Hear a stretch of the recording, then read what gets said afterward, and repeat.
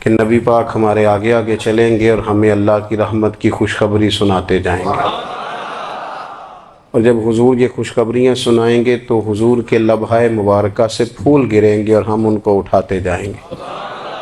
فرماتے ہیں خود تو وہ تھوڑی دیر کے لیے روئیں گے اللہ کی بارگاہ میں کہ یا اللہ انہیں معاف کر دے، خود روئیں گے لیکن ہمیں ہنسا دیں گے۔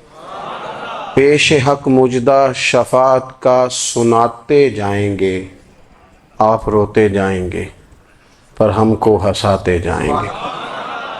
اور باغ جنت میں محمد صلی اللہ تعالی علیہ وسلم، باغ جنت میں محمد مسکراتے جائیں گے، پھول رحمت کے گریں گے ہم اٹھاتے جائیں گے۔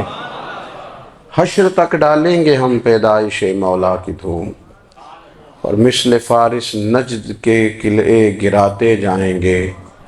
اور کیا ذوق بیان کیا، فرمانے لگے خاک ہو جائیں عدو جل کر مگر ہم تو رضا، دم میں جب تک دم ہے ذکر ان کا سناتے جائیں۔ جب تک سانسوں کی ڈوری چل رہی ہے، دم میں جب تک دم ہے ذکر ان کا سناتے جائیں گے۔ اللہ تبارک و تعالیٰ نے ہمارے محبوب کریم علیہ السلام کو دنیا میں بھیجا تو فرمایا یا ایھا الناس قد جاءکم برہان من ربکم، اے لوگو تمہارے پاس تمہارے رب کی دلیل آ گئی ہے۔ اللہ تبارک و تعالیٰ نے محبوب پاک علیہ السلام کو سراپا دلیل بنا کے بھیجا۔ باقی انبیاء کرام علیہم السلام کے پاس بھی اپنی نبوت کے دلائل کے طور پر بے شمار معجزات تھے، اور حضور کریم علیہ السلام کے تو پورے وجود کو ہی اللہ نے معجزہ بنایا۔ اور نبی پاک صلی اللہ تعالیٰ علیہ وآلہ وسلم کی نبوت کی دلیلیں، حضور کے رسالت کے مستحکم دلائل جگہ جگہ آپ کو ملیں گے۔ سب سے پہلی چیز تو یہ سمجھنے والی ہے کہ نبی پاک علیہ السلام نے جس چیز کو سب سے پہلے اپنی نبوت کی دلیل کے طور پر بیان فرمایا وہ حضور کا کردار ہے، سیرت ہے، عمل ہے، حضور کا لوگوں کے ساتھ رویہ ہے۔ نبی پاک علیہ السلام کی تبلیغ کے 3 دور ہیں۔ ایک تو حضور نے اپنے قول سے تبلیغ فرمائی، وہ 40 سال کی عمر سے محبوب نے اعلان فرمایا اور تبلیغ کی۔ اور ایک نبی پاک صلی اللہ تعالیٰ علیہ وسلم بالواسطہ حضور کی تبلیغ ہے جو آج تک جاری ہے۔ امت کے علماء، مشائخ، مبلغین حضور کے دین کو آگے پھیلا رہے ہیں، تو دراصل یہ بھی تبلیغ رسول پاک علیہ السلام ہی کی تبلیغ۔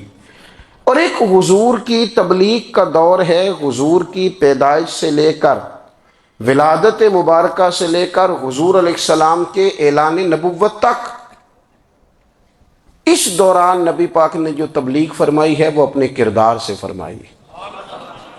عرب کا وہ معاشرہ جو بڑا میلا کچیلا گدلا ہو چکا تھا، جس کے اندر سراسر مادہ پرستی کا زور تھا، جس کے اندر لوگ انسانوں کی خرید و فروخت کرتے تھے، جس کے اندر بیٹیوں کو زندہ دفن کر دیتے تھے، جس کے اندر جو آدمی جتنا زیادہ مضبوط ہوتا تھا اتنا زیادہ لٹیرا بن جاتا تھا، اس معاشرے کے اندر رسول کریم علیہ السلام نے 40 سال گزارے، اور اس طرح گزارے کہ جو بیگانے بھی تھے وہ بھی کہا کرتے تھے یہ صادق ہیں، یہ امین ہیں۔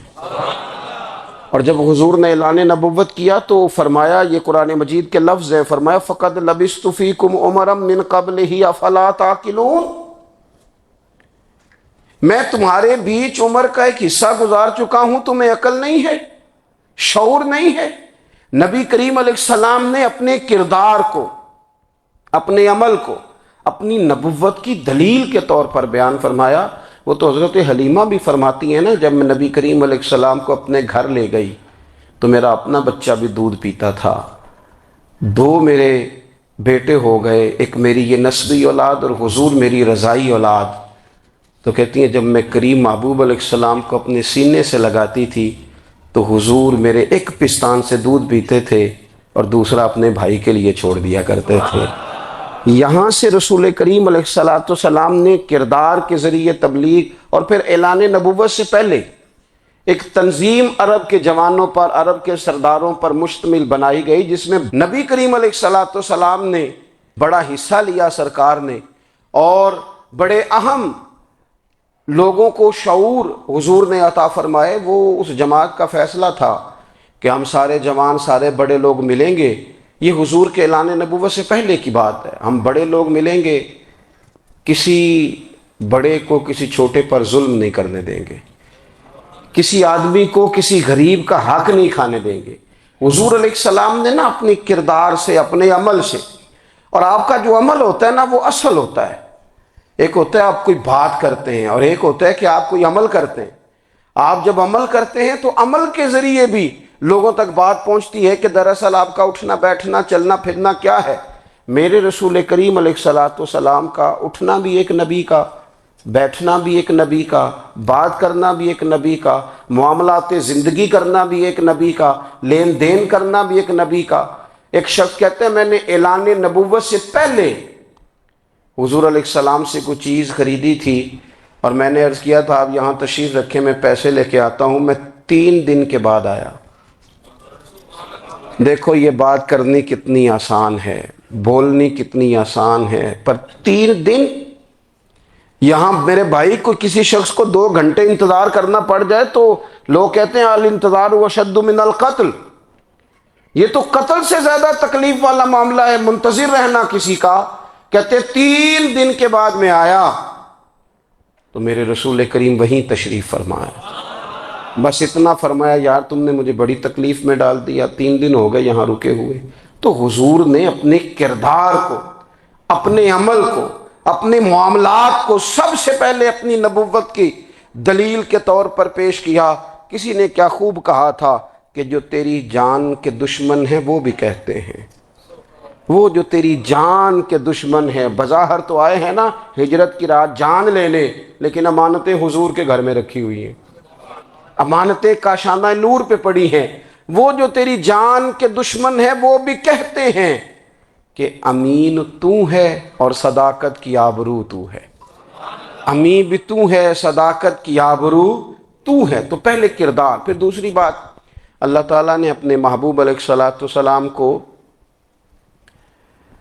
اپنا مطلق نائب بنا کر، اپنا محبوب اعظم بنا کر، ویسے ہی سارے انسانوں کے بارے میں کہا وَإِذْ قَالَ رَبُّكَ لِلْمَلَائِكَةِ إِنِّي جَاعِلٌ فِي الْأَرْضِ خَلِيفَةً، میں زمین میں اپنا نائب بنانے والا ہوں۔ لیکن حضور علیہ السلام تو محبوب ہے نا،